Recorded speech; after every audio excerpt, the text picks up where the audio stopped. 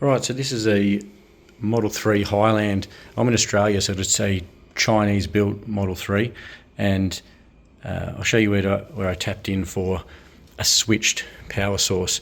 Now this could be for, it'll be about 15.5 volts, and it comes on when someone is in the driver's seat and presses the brake, and goes off when, and goes back to zero after a couple of minutes, after the person's left the seat. So yeah, good for dash cams, radar detectors. I'm actually using it to power to be my switched power for my CellLink battery, and that way I can have parking mode on my aftermarket dash cam. So it's in the right hand side.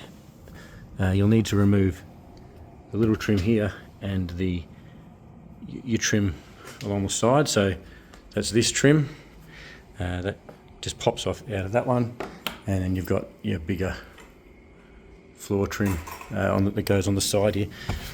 Now if you see at the moment, this is connected up.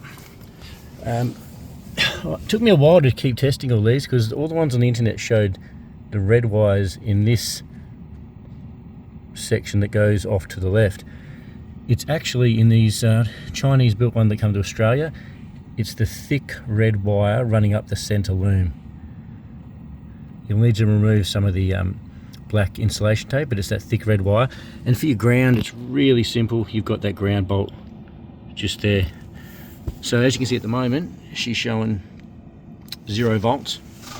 And if I sit in the driver's seat and put my foot on the brake, straight up to 15.46 volts coming out of that.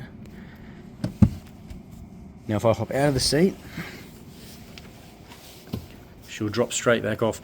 It takes about 2 or 3 minutes to go right back down to 0, but really good good source for switched 15.5 volts for your dash cams or radar detectors or your battery packs.